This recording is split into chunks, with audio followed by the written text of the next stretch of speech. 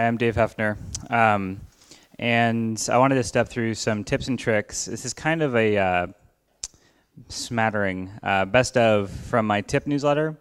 Every week for the last year, I've been writing and publishing a Selenium tip, and they're all available for free on my website. And I recently went through them and kind of started pulling out kind of a best of anthology. And most of them are written in Ruby, but I'm slowly working on porting them over to other languages. And so the examples I'm going to show you are Ruby, but I'm confident with a little bit of work, they're applicable ideas for any language. So hopefully this is useful.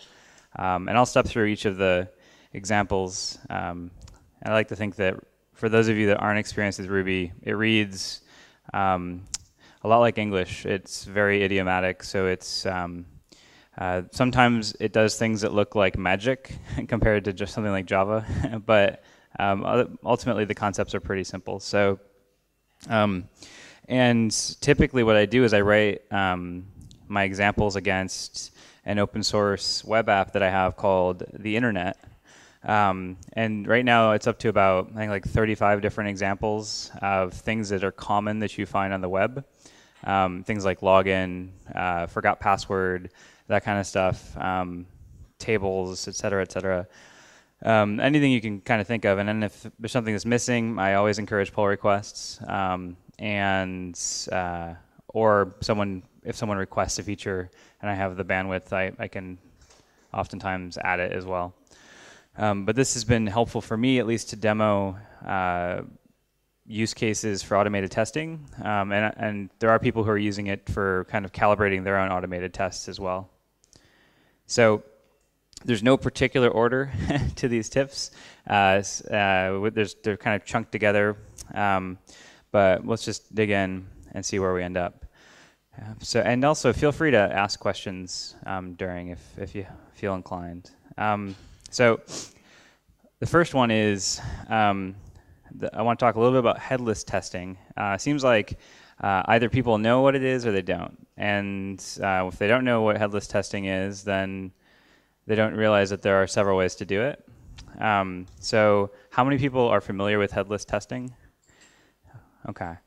So the concept of headless testing is, instead of you loading a full browser, in a visible terminal window, you could potentially have it load somewhere else or use something that doesn't launch a full browser. It potentially just runs the underpinnings, like the JavaScript rendering library or something like that. So the first headless option is something like XVFB, which is it's a virtual frame buffer. This is the Wikipedia snippet on like what it is, but it's a virtual frame buffer, so it's an in-memory display, and it's ideal for Unix-like operating systems, typically Linux, most likely your continuous integration server, and it enables you to run graphical applications like a full browser, not in an actual term, it's just in this in-memory display, while enabling you to also take screenshots. So on a CI server, it's typically not going to have a monitor attached to it. It might just be a virtual machine. And this is one way to take the exact same tests that run on your computer, put them on a Linux machine, and still have them work and get screenshots and that kind of stuff. So this is a pretty good option, especially since most Linux servers, with the exception of people that use a lot of Microsoft, have access to this. And it's free. So a couple options. You have to install it. So if you're using Linux, then there's usually a package manager of some kind. So apt-get install xvfb, pretty straightforward. But then once you have it, you have to set a display variable, an environment variable. And then once you have that set for that bash prompt, you can actually launch your whatever it is. In this case, it's a Ruby script. But then say this Ruby script opens an instance of Selenium, which opens Firefox. Firefox would open in this virtual display port, this display 99. Option 2, when you install XVFB, is there's actually a binary that you can use to run a command. So as the previous one, you have to be in control of starting and stopping this virtual application, this will actually take care of setting the display value for you, run the app, and then close it down afterwards. And then if you're using Ruby, there's always a gem. Gems are the third-party libraries in Ruby. And there's one called Headless that just makes it so it's a very simple bit of script to make your test set up and tear down this virtual frame buffer. So this is a simple Ruby script, a very rudiment. It's not even using really a test framework. It's just a simple script that happens to have some assertions. Most of my tips are written that way because I don't want to weigh them down with teaching someone a framework and then teaching them a Selenium concept. So all that this tip has is it pulls in the libraries, Selenium WebDriver to drive the browser. RSpec expectations is how I do assertions. Gives you very readable assertions, read a lot like English. And then you require this headless gem. And then in the setup, you create an instance of the headless library. You start the headless instance, and then you start Firefox. And then once you're tearing down, after you close the browser session, you can destroy the headless instance. And then the magic that's happening is this, you'll see throughout all of my examples, is this yield and this run block. So all I'm doing is basically injecting this code, sandwiching it between the setup and teardown, so that whenever I create a run block, it's effectively just a test method. So, but all this is doing is, this is a very simple test. It's just loading the home page and checking the title.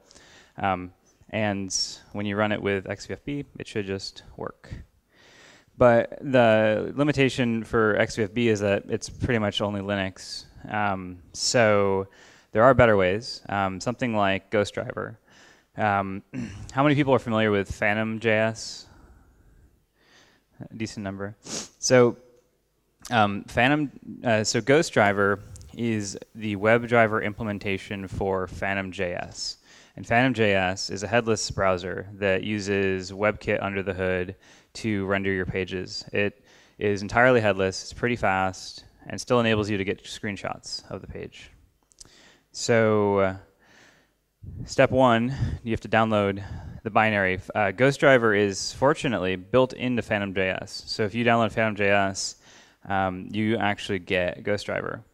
And then you have to start Phantom.js using a -- WebDriver flag, which looks like this, and you can specify the port. So you can actually have numerous Phantom.js instances running, and the fun bit about this is you can also add Phantom.js nodes to a Selenium grid if you wanted to.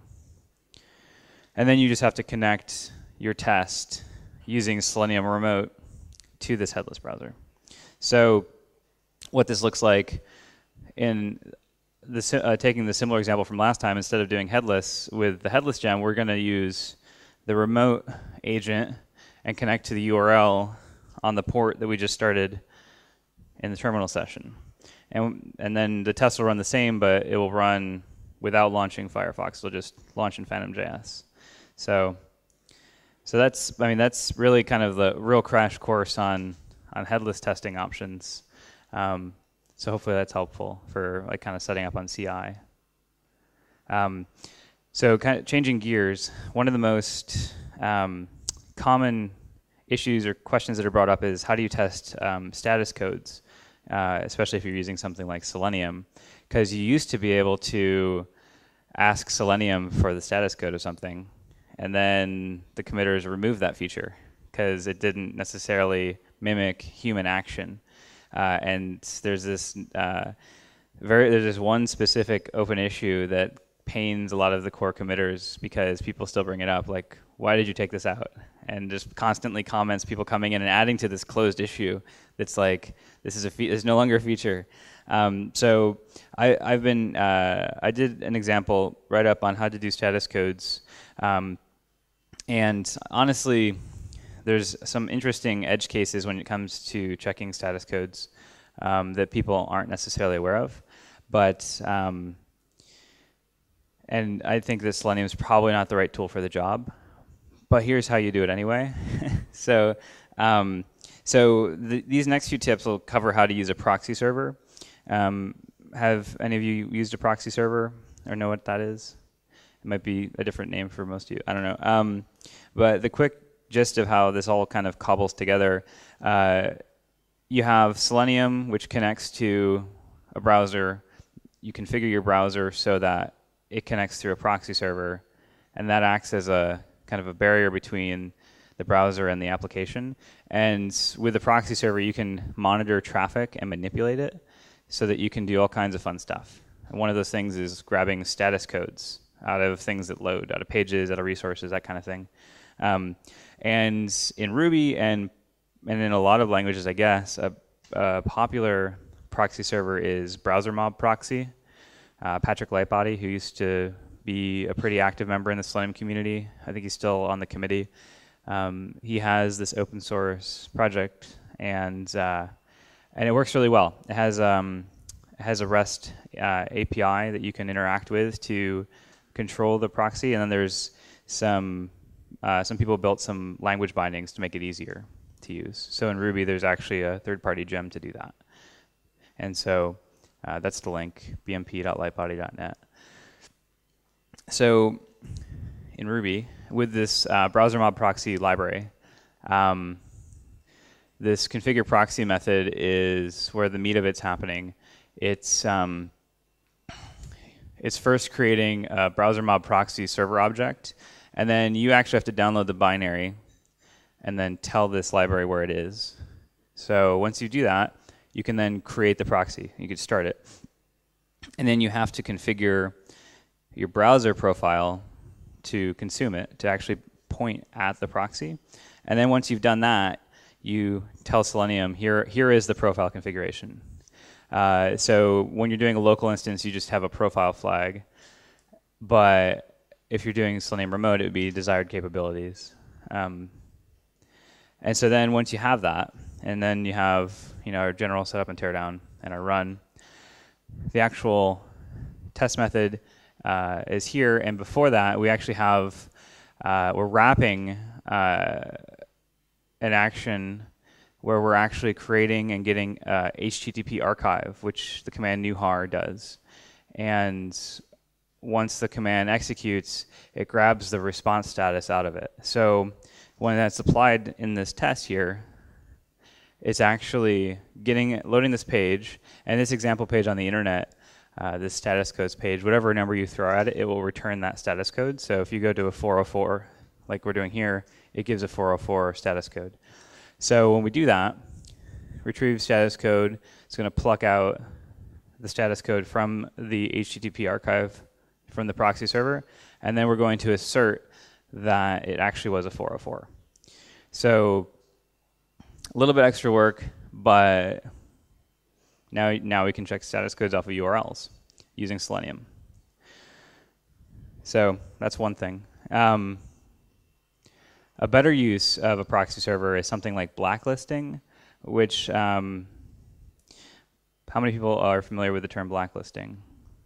The ability to it's basically the ability to block third-party resources that you don't want mucking up or slowing down your tests.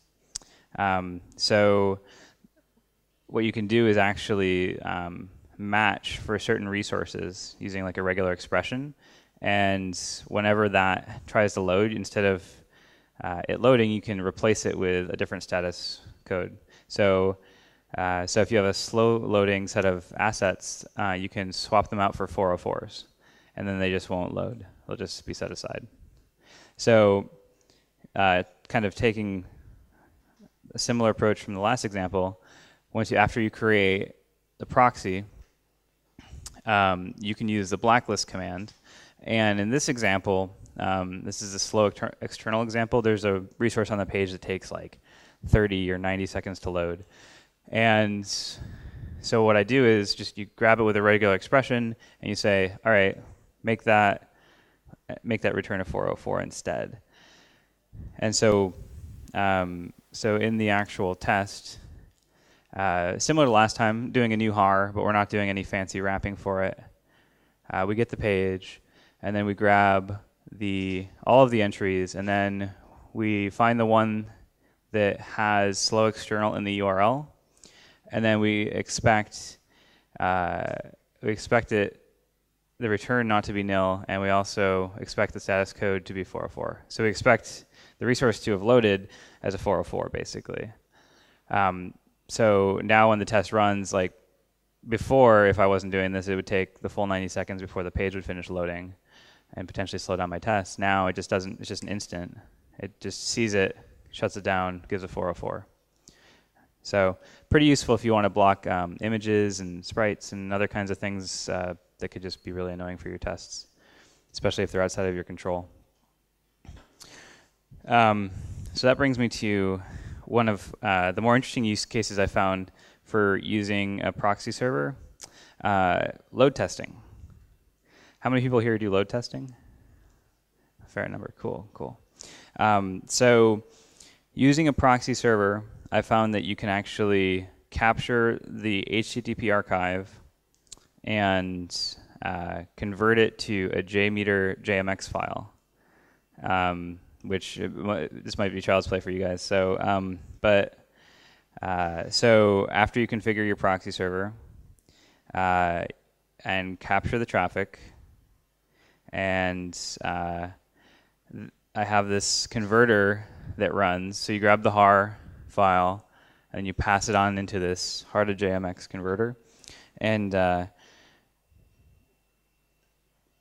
don't worry about exactly what's happening here. I borrowed this from a working example from the Ruby JMeter library, which this is from one of the JMeter cloud providers. They're the ones that maintain the Ruby JMeter library. And so this just takes the har file, converts it to JMeter JMX. And so what you end up with is a har file and a JMeter JMX file. So if you open up and you could view the har file for the page that was in this example, it looks like this, and then which has all the different load times and assets. And then if you open up the JMeter JMX file, it has the same asset calls, so it's kind of like matching for parity. But it's like, hey, now we have the beginnings of a load testing script, which we can use and run from anywhere. So I thought that was kind of useful. So kind of starting to close out the whole proxy server angle, broken image checking. So with broken images on a page, I found 3 ways to verify if they exist. There's actually 4, but I won't talk about the 4th. So there's using a proxy server, there's using an HTTP library, and then there is JavaScript. So the last proxy example, after you have set everything up, and then say if you go to a page that has broken images, you get all the images, and then if you iterate through each one, match the source and check the har, the HTTP archive, for bad response codes, and then every bad response code you get, you can store in a collection, and then assert that the collection is empty when you're done. And if it's empty, congratulations, you have no broken images on the page. And if it's not, then you do, and you can find out what they are and where they are. So the better approach, which is probably a good deal faster, is to use an HTTP library. There's numerous HTTP libraries in Ruby, and I'm assuming there's numerous in whatever language you're more proficient in. But something simple like REST client. And it looks kind of like this when you run your test. Same as before, but we're also requiring the REST client library and grabbing all the images. But this time, we're actually using REST client to make a request to each of the resources, and then we're expecting that the status code for each of them will be 200. And this will be like an order of magnitude faster than the previous example, at least. So the third option, to kind of keep everything within Selenium, is to use JavaScript. So once you have your simple test set up and teardown, if you load the page, and what you can do is actually execute JavaScript that will look for undefined and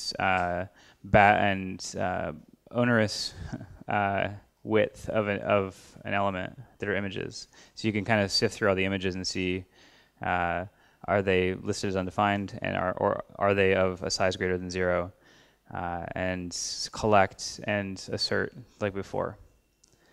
And that way, I mean, it's not as fast as the last example, but it keeps you within Selenium and just executing JavaScript. So it's like whichever way works best for you, which one you're more comfortable with, but there are options. So you can check broken images. And if you really wanted to get fancy, you could just do visual testing. I don't know if any of you saw Moshe Millman's visual testing talk, like something like WebDriver CSS or Applitools. Fantastic tooling.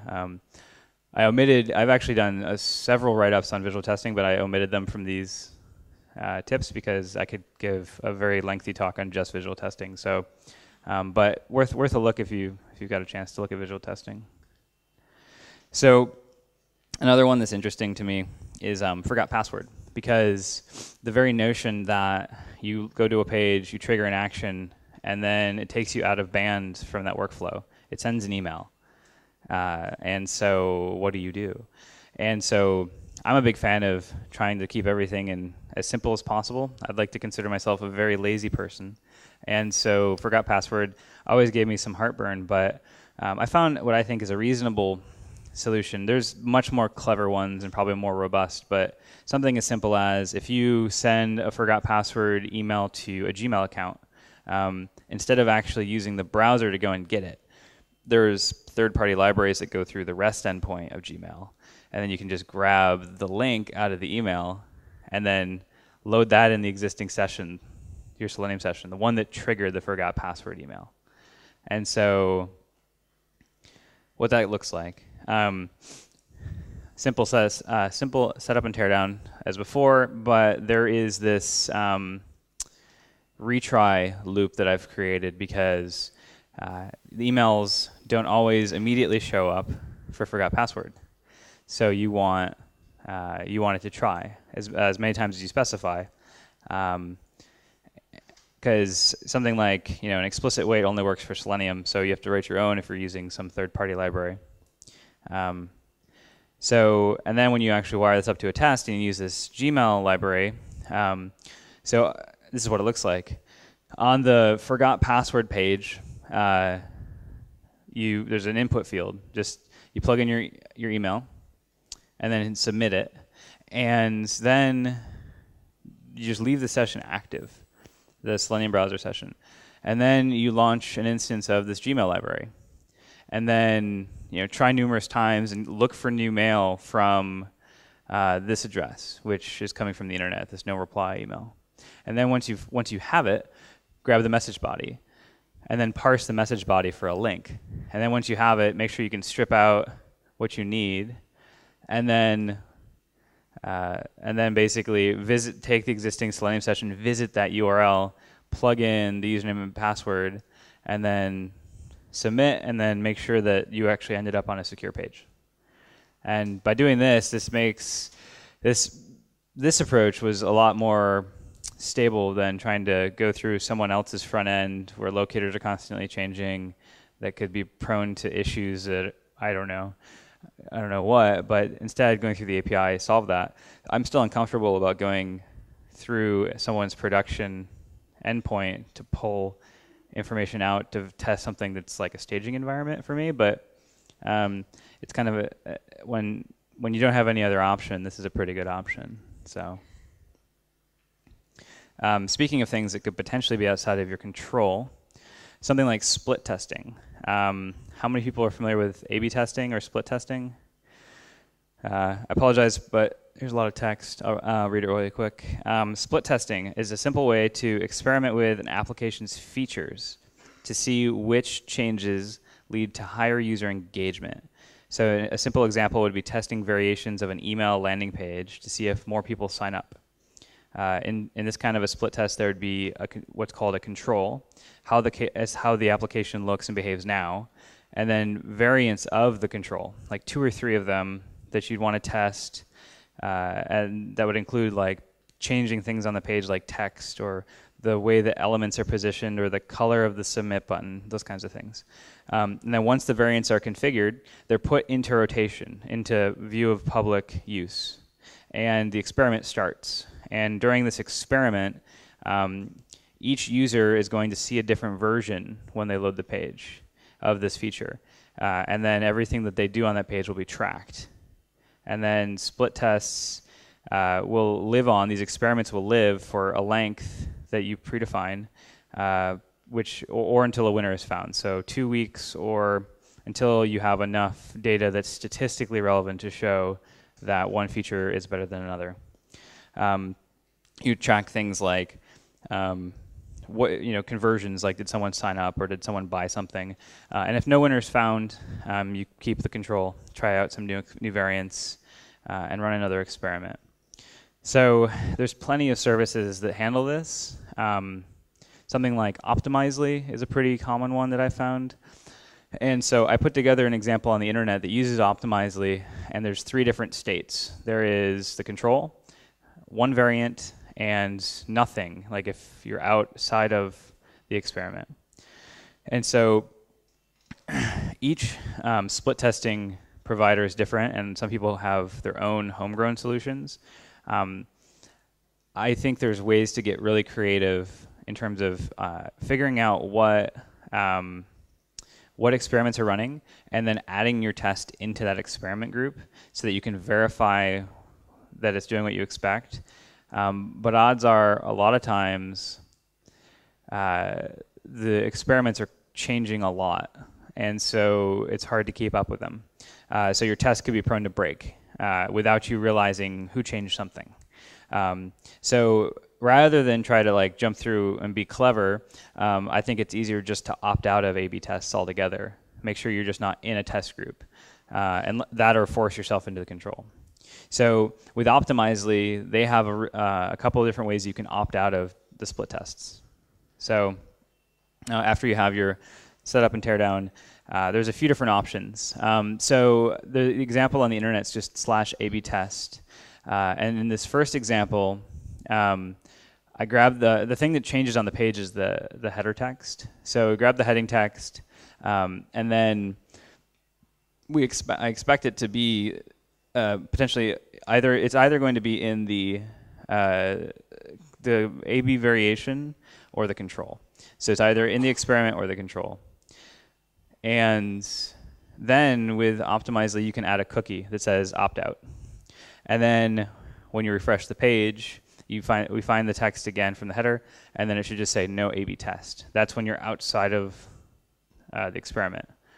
And so alternatively, you could just go to the home page, load the cookie, and then go to the experiment page. And you could also just toggle based on a URL. But when that happens, it triggers a JavaScript alert that you can then just dismiss. But ultimately, it should take you out. So knowing what the out of experiment condition looks like is helpful to make sure that you actually end up there. And that might not be the case in your environment, but I think opting out of A/B tests will help reduce the amount of fluctuation in your environment that's outside of your control. Okay. Next, downloading a file. I've actually written about this 3 times because it's not straightforward. So a lot of times people think, I want to download a file. I want to test that it works. So let me just configure my browser to download this file, and then I'll inspect the file after, which you can do, but unfortunately it's inconsistent configurations across all browsers. So that's challenging. And also it's kind of heavy to test downloading a file when there's better ways to do it. So the first example is if you wanted to configure your browser, here's what it looks like. Here's Firefox in the top portion. You have to create a profile object, and then you have to tell it the download directory. You have to tell it what behavior for the download directory. Do I use the last folder I specified or something else? And there's that, and it just takes numbers that are obscure and may or may not be well documented. Documentation's pretty old for it. And then you tell it which types of MIME types you want to save to disk. And then you have to make sure you disable the PDF viewer just in case it happens to be a PDF, or else it'll view it in the page and won't download it. And then you're good to go. But that's only Firefox. If you want Chrome, you have to do something different that involves kind of this hash map thing. And then Internet Explorer, pretty sure that's harder just by default. And then once you actually get it, you want to make sure the file you download is unique. So you want to handle some of that with maybe some sort of unique identifier. And then you want to clean it up after. And so that's all well and good. But that seems like a lot of work. Instead of doing all that, what we could do is actually use an HTTP library like REST client or something else. And this is it. This is the whole example. What you can do is you go to the page, you grab the link or links that you want to test downloading on, and instead of actually doing a full download, you can make a head request to the link, and it will give you a response with the headers that you can inspect. And you can just check that the content type is the MIME type you expect, and that the length isn't empty. Make sure it's greater than 0, and then you avoid getting a full download. Unless you actually have something that's rendered that you want to inspect after the fact, but that's a whole different use case. But for majority of the time, doing something like this is a lot better, probably a lot more applicable. And then if it's secure files, you'll want to pull out the session information from the page and then pass that into your HTTP library. And so for this example, there's a cookie that's rack session. This is a rack app for the internet. And this example is behind basic auth. And then, so all these, once you're behind basic auth, all these links will be HTTPS. So you still need to be authed for the HTTP library. But once you pass all that information in, it's just the same as before. The content type is what I expect, and the file size is not empty. And if you really wanted to get fancy, if you had more than one file and more than one MIME type, you'd probably want to create some sort of conditional check to say, if I'm looking for a file and the file type is .jpeg, here's the MIME type. If it's PDF, here's the MIME type. And if it's not those, raise an error. And then you can actually loop through them and then check for the content type. And the cool thing is you could just pass the URL and we can pull out the base name of the file. So it saves some heavy lifting. I'm assuming this is 10 times as long in Java to do, but sorry guys. And I want to kind of close out with these last couple where I think these are kind of fun. I think they're helpful too. So the concept of having sort of visual indicators of what your tests are doing, I think is interesting from a debugging perspective. So this one, these both leverage the same kind of mechanics under the hood of Selenium, but they both are different tactics. So highlighting elements, the concept that when you actually find an element, you can make it illuminate on the page. You can actually change the styling of it to see it. So what that looks like when you actually have a test wired up is you could just execute some JavaScript on an element and pass in whatever kind of styling. So in this case, I'm making a dashed red border around it. And that's pretty much it. And then once you actually just run your test and you just say highlight this element, and on a page that has a very tricky nested DOM, it's nice to know, what did I find? What is my test doing? Is it what I think it's doing? And granted, you could go the other way, and before you even find your locators, you could try to verify them with something like Firefinder. But this way, you can actually just take a look and see what your tests are actually doing now. And then to kind of piggyback on that, doing something like GURL notifications. Are you guys familiar with GURL notifications? It's like the when an event happens, a notification pops up. It's very similar to on an iPhone when you get a text message, it pops up. They have it for Mac where it pops up in the top right if you get you need an update or you got an email. So there's a jQuery library called jQuery GURL that you can add to a web page to send out those kind of GURL notifications inside the DOM to the user. And so with Selenium, what you can do is you can actually use an event listener. And with an event listener, there is actually the ability to hook into the before and after actions of find element and those kinds of things. And with that, what we can do is actually have this wrapper that becomes our abstract listener. And what we can do is actually inject this the styling and the JavaScript library for jQuery GRAL into the page that we're viewing, and then display information. So when we navigate to a URL, we can say what in a GRAL notification, you just navigated to this URL. And then you can say, oh, I found this element. Here is the locator you used. And then before you click, be like, oh, you're clicking on this element. And just have all this kind of debug output on the page, kind of trickling down the right side. And then when you, and then we of course have to add the ugly JavaScript and use that to inject everything in the page. Like we have to check and see if jQuery is on the page. If it's not, we'll add it. And so there's definitely a little bit of lifting that's going on. It's probably not as fine-tuned performance-wise, but it's pretty fast. And then it has to add the styles and all that.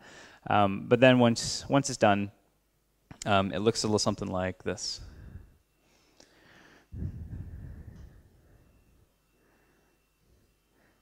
So if you're doing like some sort of video recording, you know exactly what's happening right when it's happening. So you get these, this is the URL changed to, and it gives you the URL, and then the previous page it was telling you right before you click something or find an element, that sort of thing. And how many people here use Java? Yeah, that's what I thought. So I have one example in Java. So, okay. Yeah. Okay, so let's see. Ta-da. Okay, so is that good? Okay, so the most common example I've found, which is good for kind of stepping everybody through a concept, is login. Right? Go to a login form, you fill in a username, password, and submit. So I put together this example using Sauce Labs and Applitools. So say you wanted to visually verify that the layout of your page renders okay in Internet Explorer 8, but you don't have a machine that runs Internet Explorer 8. So using something like Applitools, you get, of course, the nice all the nice visual testing cues that they give. And then with Sauce Labs, you can get the browser that you want. And so this is kind of an iterative approach. So the first example is really just showing how to wire up Applitools to make sure that works. And then I add in everything, and I kind of clean it up. So this first, just login 1, login 2, login 3, login 4. So Applitools has their own SDK, and it's basically consumes a Selenium WebDriver object and returns a modified one. And then I just use JUnit and Selenium WebDriver. And so in the setup, in this example, it's just a really simple rudimentary local Firefox instance. I create an Applitools instance. I generally store my credentials using environment variables and pull them in. And then when you create an instance of eyes, you can tell it the name of the application and the name of the test. And then you keep all the Selenium actions, the loading the page, the inputting text, submitting the form. But you can add this thing called check window. And what this does is this is telling Applitools when to take a picture, when to capture an image. And so I do it for each time right before the page changes. So right when I'm at the login form, I capture an image. And right after I've submitted the login form, I capture an image. So I have I'm at the login form, now I'm logged in. And then this is my assertion just to see if this flash success message appeared after logging in.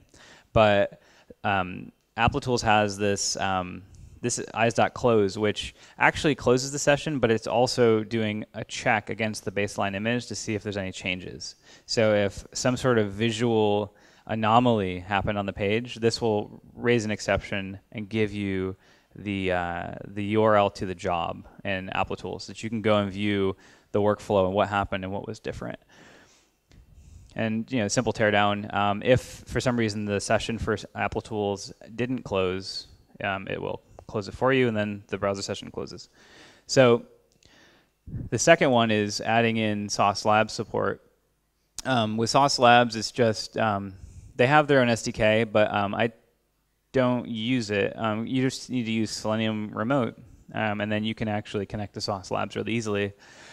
So you just have to swap out your local browser setup for desired capabilities. And there's a couple ways to do desired capabilities. You can do a desired capability for a specific browser, or just do what I did here, which is just specify a blanket desired capabilities and then specify the browser name. And I'll show you the other way in the last example. But you basically say browser name, the version of the browser, and then which operating system that you want. So in this example, we're saying I want IE8 on Windows XP. And then just like before with Applitools, we have to specify a name for the test. Now, granted, these are all hard-coded values, so I'm going to show how to clean that up in a little bit. But for the Sauce URL, it's just a basic auth to their Selenium grid, basically. And so I just pull in the username and password, or username and access key, and then you create a remote WebDriver instance pointing at the URL for Sauce, and then passing in all of these capabilities. And then other than that, the Applitools setup stays the same. And then everything else stays the same. And then make sure nothing changed. Oh, right. So to clean up the display name so it's not hard-coded, I use a test watcher, a test rule, just to grab the display name and then feed that into Sauce Labs and into Applitools. That way it dynamically updates, so you have a bunch of tests.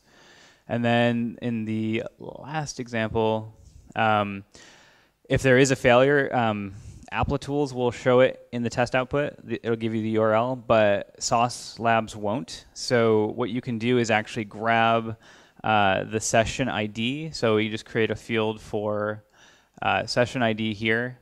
And then after you've created the browser object, you can grab the session ID out of Selenium, and then that's actually the unique identifier that Sauce Labs gives you for the job. And so what you can do then is concatenate your own URL, or it's just saucelabs.com/test/session ID. And then if there's a failure, that will output into the test output into your console. And also, the thing I wanted to demo real quick, if you didn't want to specify the browser name in a string, then you can just do it by saying desired capabilities dot browser name. The documentation for Sauce Labs will showcase this example, but the approach that I was using before, where you can specify by string, it's a lot easier to make it configurable, because then it's a runtime property. You can specify however you want. So to each their own.